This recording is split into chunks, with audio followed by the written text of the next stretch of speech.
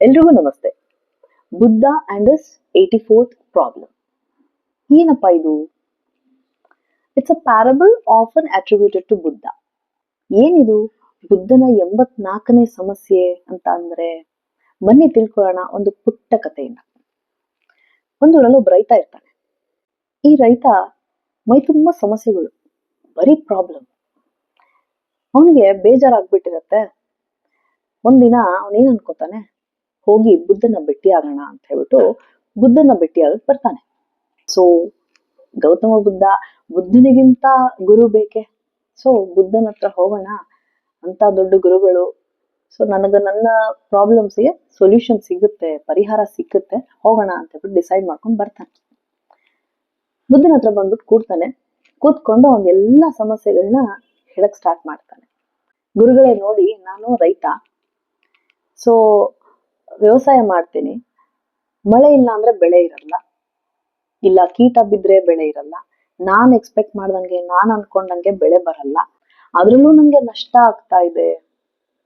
ಮಳೆ ಕೀಟ ಏನೇ ಇರ್ಬೋದು, ನಂಗೆ ಬೆಳೆ ಬರದೇ ಇಲ್ಲ. ಸೊ ನಷ್ಟ ಮೇಲೆ ನಷ್ಟ ಇದೆ. ಇನ್ನ ಮನೆಗ್ ಬಂದ್ರೆ ಹೆಂಡತಿ ಕಾಯ್ತಾ ಕೂತಿರ್ತಾಳೆ, ಯಾವಾಗ್ಲೂ ನನ್ ಜೊತೆ ಜಗಳ ಮಾಡಕ್ಕೆ. ಮಾತಿಗೆ ನನ್ ಜೊತೆ ಜಗಳ ಮಾಡ್ತಾಳೆ. ನನ್ನನ್ನ ಅರ್ಥನೇ ಮಾಡ್ಕೊಳಲ್ಲ ನನ್ನ ಹೆಂಡತಿ. ಇನ್ನ ಮಕ್ಳು ಅಂದ್ರೆ ಮಕ್ಳು ನನ್ ಮಾತು ಕೇಳಲ್ಲ ಗುರುಗಳೇ. ಮಕ್ಳು ಮಾತು ಎತ್ತಿದ್ರೆ ಅವರು ನನ್ಗೆ ಎದುರು ಮಾತಾಡ್ತಾರೆ. ನನ್ನ ಹೆಂಡತಿ ಆದವಳು ಅವ್ರಿಗೆ ಸಪೋರ್ಟ್ ಮಾಡ್ತಾಳೆ, ನನಗ್ ಸಪೋರ್ಟ್ ಮಾಡಲ್ಲ.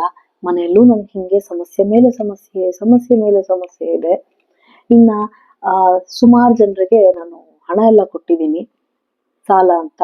ಅವ್ರು ನಾನು ಕೇಳಕ್ ಹೋದ್ರೆ ನನ್ಗೆ ವಾಪಸ್ ರಿಟರ್ನ್ ಮಾಡೋದೇ ಇಲ್ಲ. ನನ್ಗ್ ದುಡ್ಡು ಬೇಕಾದಾಗ ನಾನು ಕೇಳಿದ್ರೆ ಅವ್ರು ನನ್ನ ಹತ್ರ ಇಸ್ಕೊಂಡಿರೋ ದುಡ್ಡು ನನ್ಗೆ ಕೊಡಲ್ಲ. ಇನ್ನ ಹಾಗೇನೆ ನಾನು ಕೆಲವು ಮನಿ ಲೆಂಡರ್ಸ್ ಹತ್ರ ದುಡ್ಡು ತಗೊಂಡಿದ್ದೇನೆ, ಅವ್ರು ನನ್ ಕೇಳ್ತಾರೆ, ನಾನು ಅವ್ರಿಗೆ ಕೊಡ್ಬೇಕು. ಹೀಗೆ ಆನ್ ಅಂಡ್ ಆನ್ ಹಂಗೆ ಹೊರಟ. ಸೊ ಹಾಗೆ ಸಮಸ್ಯೆಗಳ ಒಂದು ದೊಡ್ಡ ಸರಮಾಲೆನೆ ಮುಂದಿಟ್ಟ. ಹಾಗೆ ಸಮಸ್ಯೆಗಳನ್ನೆಲ್ಲ ಒಂದಾದ್ಮೇಲೆ ಹೇಳಿ ಅವನಿಗೆ ಸುಸ್ತಾಗಿ ಒಂದು ಪಾಸ್ ಮಾಡ್ದ. ಆವಾಗ ಬುದ್ಧ ಶಾಂತತೆಯಿಂದ ರೈತನಿಗೆ ಹೇಳಿದ್ರು, ನೋಡಪ್ಪ, ನಾನ್ ನಿನ್ಗೆ ಪರಿಹಾರ ಕೊಡಕ್ ಆಗಲ್ಲ ಅಂತ. ರೈತನಿಗೆ ಕೋಪ ಬಂದ್ಬಿಡ್ತು.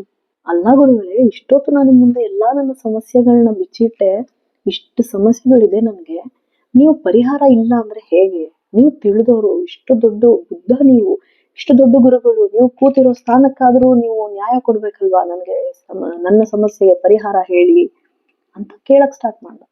ಇಲ್ಲ ಅಂದ್ರೆ ನೀವು ಇಂಥ ಗುರುಗಳ ಸ್ಥಾನಕ್ಕೆ ಕೂತು ಏನ್ ಪ್ರಯೋಜನ ಅಂತೆಲ್ಲ ಹೇಳ್ದ. ಆವಾಗ ಅವನ್ನೆಲ್ಲ ಮಾತಾಡೋದಾದ್ಮೇಲೆ ಬುದ್ಧ ಹೇಳಿದ್ರು, ನೋಡಪ್ಪ, ನಾನ್ ಯಾಕೆ ಹಂಗಂದೆ ಅಂದ್ರೆ, ನಾನು ಇವಾಗ ಏನೋ ಒಂದು ಪರಿಹಾರ ಕೊಟ್ರುವೆ ನಿಂದು ಒಂದು ಸಮಸ್ಯೆ ಸಾಲ್ವ್ ಆಯ್ತು ಅಂತ ಇಟ್ಕೊ. ಅದ್ರ ಜಾಗಕ್ಕೆ ಮತ್ತೊಂದು ಸಮಸ್ಯೆ ಬರುತ್ತೆ. ಅದನ್ನು ಪರಿಹಾರ ಮಾಡಿದ್ವಾ, ಮತ್ತೊಂದು ಸಮಸ್ಯೆ ಬರುತ್ತೆ ಅದ್ರ ಜಾಗಕ್ಕೆ. ಹೀಗೆ ಅದು ಮುಂದೆ ವರಿತಾನೇ ಇರುತ್ತೆ. It's a never ending cycle ಅದು. ಅದಕ್ಕೆ ನಾನು ಪರಿಹಾರ ಇಲ್ಲ ಅಂತ ಹೇಳಿದೆ ಅಂತ ಹೇಳಿದ್ರು ರೈತನಿಗೆ. ಹಾಗೆ ಬುದ್ಧ ಇನ್ನೊಂದು ಮಾತು ಹೇಳಿದ್ರು ಕೊನೆಯಲ್ಲಿ, ನೋಡು, ಆದ್ರೆ ಒಂದು ಉಪಾಯ ಇದೆ, ಒಂದು ಪರಿಹಾರ ಇದೆ, ಕೊಡಬಹುದು. ಅದಕ್ಕೆ ನೀನ್ ಮಾಡ್ಬೇಕು ಅಂದ್ರೆ, ನೀನಿನ್ನ 84ನೇ ಸಮಸ್ಯೆ ಏನು ಅಂತ ಗೊತ್ತಿಡಿಬೇಕು ಫಸ್ಟ್. ಅದನ್ನ ಸ್ಪಾಟ್ ಮಾಡಿ ಅದಕ್ಕೆ ನೀನು ಪರಿಹಾರ ಕಂಡ್ಕೊಂಡ್ರೆ ಇನ್ನ ಮಿಕ್ಕಿರೋ ಮೊದಲನೇ 83 ಸಮಸ್ಯೆಗಳು ಆಟೋಮ್ಯಾಟಿಕಲಿ ಅದಾಗೆ ಪರಿಹಾರ ಕಂಡ್ಕೊಳ್ಳುತ್ತೆ ಅಂತ ಹೇಳಿದ್ರು ಬುದ್ಧ. ರೈತರ ಖುಷಿ ಆಯ್ತು. ಓಹ್ ಹೌದಾ ಅಂತ ಅವ್ನು ಯೋಚನೆ ಮಾಡಕ್ ಸ್ಟಾರ್ಟ್ ಮಾಡ್ದ. ಅದೇನು 84ನೇ ಸಮಸ್ಯೆ, ನಾನು ಏನ್ ಹೇಳಿದೆ ಅಂತ ಸ್ವಲ್ಪ ಹೊತ್ತು ಯೋಚನೆ ಮಾಡ್ಬಿಟ್ಟು ಬುದ್ಧ ಕೇಳ್ದ, ಗುರುಗಳೇ, ನನ್ನ 84ನೇ ಸಮಸ್ಯೆ ಯಾವುದು ಅಂತ ಗೊತ್ತಾಗ್ತಿಲ್ವಲ್ಲ, ಹೇಳಿ ಅಂತ. ಆವಾಗ ಗುರುಗಳು ಹೇಳಿದ್ರು, ನಿನ್ನ 84ನೇ ಸಮಸ್ಯೆ ಏನು ಅಂದ್ರೆ, ನಿನಗೆ ನಿನ್ನ ಜೀವನದಲ್ಲಿ ಸಮಸ್ಯೆನೇ ಬೇಡ, ಯಾವ ಸಮಸ್ಯೆನೂ ಇರಬಾರ್ದು ಅಂತ ಅನ್ಕೋತಿದ್ಯಲ್ಲಪ್ಪ, ಅದು ನಿನ್ನ 84ನೇ ಸಮಸ್ಯೆ. ನೀನ್ ಅದಕ್ಕೆ ಪರಿಹಾರ ಕಂಡಿಡ್ಕೋ, ಅಲ್ಲಿಗೆ ನಿನ್ನ ಮಿಕ್ಕಿರೋ ಮೊದಲನೇ 83 ಸಮಸ್ಯೆ ಆಟೋಮ್ಯಾಟಿಕಲಿ ಸಾಲ್ವ್ ಆಗ್ಬಿಡುತ್ತೆ ಅಂತ. ರೈತ ಒಂದ್ ಸ್ವಲ್ಪ ಯೋಚನೆ ಮಾಡ್ದ. ಆಮೇಲೆ ಅವನಿಗೆ ಗೊತ್ತಾಯ್ತು. ಅಲ್ಲಿಗೆ ಬುದ್ಧ ಹೇಳಿದ್ರು, ನೋಡು, ನನ್ನ ಲೈಫಲ್ಲಿ ಪ್ರಾಬ್ಲಮ್ಸೇ ಇರಬಾರ್ದು ಅಂತ ಹೇಳಿದ್ರೆ ಹೆಂಗಾಗತ್ತೆ? ಎಲ್ಲರ ಲೈಫಲ್ಲೂ ಪ್ರಾಬ್ಲಮ್ಸ್ ಇರೋದೆ, ಸಮಸ್ಯೆಗಳು ಇರೋದೆ. 108 ಸಮಸ್ಯೆ ಇರುತ್ತೆ. ಒಬ್ಬೊಬ್ರ ಜೀವನದಲ್ಲಿ ಒಂದೊಂದ್ ತರ ಸಮಸ್ಯೆಗಳಿರುತ್ತೆ. ಅದು ರಿಯಾಲಿಟಿ. ಅದ್ರ ಜೊತೆ ನಿನ್ ಕೈಲಿ ಏನಾಗುತ್ತೆ ಅದು ಮಾಡು. ಸಮಸ್ಯೆ ಅದಕ್ಕೆ ಪರಿಹಾರ ಇದ್ರೆ ಅದನ್ನ ಪರಿಹರಿಸ್ಕೊ, ಇಲ್ಲ ಅಂದ್ರೆ ಅದನ್ನ ಆಕ್ಸೆಪ್ಟ್ ಮಾಡ್ಕೊಂಡು ಮುಂದೆ ಹೋಗೋದನ್ನ ಕಲಿಬೇಕು. ಅಲ್ಲಿಗೆ ನಿನ್ ಎಲ್ಲಾ ಸಮಸ್ಯೆಗಳು ಪರಿಹಾರ ಆದಂಗಲ್ಲಪ್ಪ ಅಂತ ಹೇಳಿದ್ರು. ಆಗ ರೈತನಿಗೆ ಅರ್ಥ ಆಯ್ತು, ಬುದ್ಧ ಹೇಳ್ದಂಗೆ ಎಲ್ರ ಲೈಫಲ್ಲೂ ಒಂದಲ್ಲ ಒಂದು ಸಮಸ್ಯೆ ಇದ್ದೇ ಇರುತ್ತೆ, ಪ್ರಾಬ್ಲಮ್ಸ್ ಇದ್ದೇ ಇರುತ್ತೆ. ಪ್ರಾಬ್ಲಮ್ಸ್ ಅಂದ್ರೆ ಯಾವ ತರ ಅಂದ್ರೆ they are like part and parcel of life. ದಿನಕ್ಕೆ 108 ಇರುತ್ತೆ, ಒಂದೊಂದ್ ತರ ಸಮಸ್ಯೆಗಳಿರುತ್ತೆ.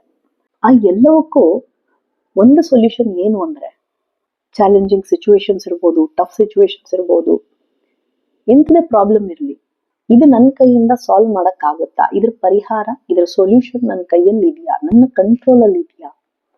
ಒಂದು ಸರಿ ಯೋಚನೆ ಮಾಡಿ ನೋಡಿದ್ರೆ ನಮ್ಗೆ ಉತ್ತರ ಸಿಕ್ಬಿಡುತ್ತೆ. ನಮ್ ಕಂಟ್ರೋಲ್ ಅಲ್ಲಿ ಇದೆಯಾ, ನಮ್ ಕೈಯಲ್ಲಿ ಇದೆಯಾ, ಅದಕ್ಕೆ ಪರಿಹಾರ ಕಂಡ್ಕೊಳ್ಳೋಣ, ಮಾಡೋಣ, ಅದನ್ನ ಬಗೆಹರಿಸ್ಕೊಳ್ಳೋಣ. ನಮ್ ಕೈಯಲ್ಲಿ ಇಲ್ವಾ, ನಮ್ ಕೈ ಮೀರೋದು ಎಷ್ಟೊಂದಿದೆ. ನಮ್ ಕೈ ಮೀರಿರೋ ಅಂತದ್ದು ಔಟ್ ಆಫ್ ಕಂಟ್ರೋಲ್ ಅಂತ ಹೇಳ್ತೀವಿ. ಆ ಸರ್ಕಲ್ ಆಫ್ ಕಂಟ್ರೋಲ್ ಅನ್ನೋದು ಒಂದು ಬ್ಯೂಟಿಫುಲ್ ಆಕ್ಟಿವಿಟಿ. ಇದ್ರ ಬಗ್ಗೆ ನಾನು ಇನ್ನೊಂದು ವಿಡಿಯೋಲಿ ಹೇಳ್ತೇನೆ. ಈ ಔಟ್ ಆಫ್ ಕಂಟ್ರೋಲ್ ಏರಿಯಾ ಅಲ್ಲಿ ಏನ್ ಬರುತ್ತೆ, ನಮ್ಮ ಕೈ ಮೀರಿರೋದು, ಅಲ್ಲಿ ಏನೇನ್ ಬರುತ್ತೆ, ಹುಷಾರ್ ತಪ್ಪೋದಾಗಿರ್ಬಹುದು, ನಮ್ಮ ಆರೋಗ್ಯ ಚೆನ್ನಾಗಿಟ್ಕೊಳ್ಳೋದು ನಮ್ಮ ಕೈಯಲ್ಲಿದೆ, ಬಟ್ ಅದನ್ನ ಮೀರಿ ಜ್ವರ ಇರಬಹುದು, ಕೆಮ್ಮು ಶೀತ ಇರಬಹುದು, ಏನೇ ಅನಾರೋಗ್ಯ ಇರಬಹುದು, ಕಾಯಿಲೆ ಬರೋದು, ಅದು ನಮ್ಮ ಕೈಯಲ್ಲಿ ಇಲ್ಲ. ಹಾಗೆ ಟ್ರಾಫಿಕ್ ನೋಡಿ, ನಮ್ ಬೆಂಗಳೂರು ಟ್ರಾಫಿಕ್ ನಮ್ಮ ಕೈಯಲ್ಲಿಲ್ಲ, that is out of control again.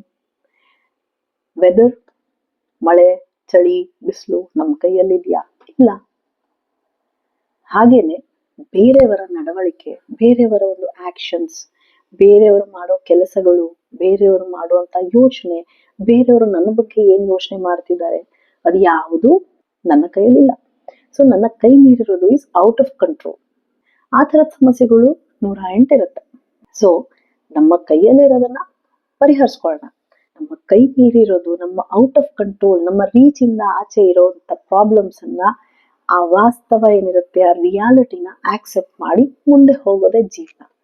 ಆ ತರ ಆಕ್ಸೆಪ್ಟ್ ಮಾಡ್ಕೊಂಡು ಮುಂದೆ ಹೋದಾಗ ಅದೇ 84ನೇ ಸಮಸ್ಯೆ. ನಾವು ಎಕ್ಸ್ಪೆಕ್ಟ್ ಮಾಡೋದನ್ನ ಬಿಟ್ಟು ಹೇಗಿದೆ ಜೀವನ, ಹೇಗ್ ಬರುತ್ತೆ ಹಾಗೆ ತಗೊಂಡು ಆಕ್ಸೆಪ್ಟ್ ಮಾಡ್ಕೊಂಡು ಮುಂದೆ ಹೋಗ್ತಾ ಇದ್ರೆ ಆಟೋಮ್ಯಾಟಿಕಲಿ ಹಿಂದಿರೋ ಎಲ್ಲ 83 ಪ್ರಾಬ್ಲಮ್ಸ್ ಸಾಲ್ವ್ ಆಗುತ್ತೆ ಕಣ್ರಿ. ನಿಜವಾಗ್ಲು ಇಟ್ ವರ್ಕ್ಸ್. ಹಾಗೆ ಯಾವಾಗ ನಾವು ಆಕ್ಸೆಪ್ಟ್ ಮಾಡಿದ್ಮೇಲೆ ಪ್ರಾಬ್ಲಮ್ಮೇ ಇಲ್ಲ, ಪ್ರಾಬ್ಲಮ್ ನೋ ಮೋರ್ ಎಕ್ಸಿಸ್ಟ್ಸ್. ಇದು ಇದರ ಮೆಸೇಜ್. ಸೊ ಯಾವಾಗ್ಲಾದ್ರೂ ನಿಮ್ಗೆ ನನಗೆ ತುಂಬಾ ಸಮಸ್ಯೆಗಳಿದೆ ಅಂತ ಅನಿಸ್ದಾಗ, ಅದು ವರ್ಷಾನ್ಗಟ್ಲೆ ನೀವು ಅನುಭವಿಸ್ತಾ ಇರೋಂಥ ಸಮಸ್ಯೆ ಇರ್ಬೋದು, ತಿಂಗಳಾನ್ಗಟ್ಲೆ ಇರ್ಬೋದು, ಅಥವಾ ದಿನನಿತ್ಯದಿರ್ಬೋದು, ಏನೇ ಸಮಸ್ಯೆ ಇದ್ರು ಈ 84ನೇ ಸಮಸ್ಯೆನ ಜ್ಞಾಪಕ ಮಾಡ್ಕೊಳ್ಳಿ. ಬುದ್ಧ ಹೇಳಿರೋದು ಜ್ಞಾಪಕ ಮಾಡ್ಕೊಂಡು ಏನಿದೆ ಜೀವನ ಹೇಗ್ ಬರುತ್ತೆ ಹಾಗೆ ಆಕ್ಸೆಪ್ಟ್ ಮಾಡ್ಕೊಂಡು ಮುಂದೆ ಹೋಗೋದನ್ನ, ಮೂವ್ ಆನ್ ಮಾಡೋದನ್ನ ಕಲ್ತ್ರೆ ಆಟೋಮ್ಯಾಟಿಕಲಿ ತಂತಾನೆ ಎಲ್ಲಾ ಕೆಲಸಗಳು falls in its right place. Time ಬಂದಾಗ ಟೈಮ್ ಹೀಲ್ಸ್ ಎವ್ರಿಥಿಂಗ್ ಅನ್ನೋ ತರ ಟೈಮ್ ಬಂದಾಗ ಅದರ ಪಾಡಿಗೆ ಎಲ್ಲ ಕರೆಕ್ಷನ್ ಆಗ್ತಾ ಇರುತ್ತೆ. ನಾವೇನ್ ಮಾಡೋದು ಬೇಕಿಲ್ಲ. ನೀವೇನಂತೀರಾ ಇದಕ್ಕೆ? ಒಪ್ತೀರಾ? ಕತೆ ನಿಮ್ಗೆ ಹೆಂಗನ್ಸ್ತು ಕಾಮೆಂಟ್ ಅಲ್ಲಿ ತಿಳಿಸಿ. ಕತೆ ಇಷ್ಟ ಆದಲ್ಲಿ ಲೈಕ್ ಮಾಡಿ, ಶೇರ್ ಮಾಡಿ, ಸಬ್ಸ್ಕ್ರೈಬ್ ಮಾಡಿ. ಯಾರೆಲ್ಲ ಸಬ್ಸ್ಕ್ರೈಬ್ ಆಗಿಲ್ಲ ಈಗಲೇ ಸಬ್ಸ್ಕ್ರೈಬ್ ಮಾಡಿ. ಖುಷಿಯಾಗಿರಿ. ಟೇಕ್ ಕೇರ್, ಸ್ಟೇ ಹ್ಯಾಪಿ, ಬಾಯ್.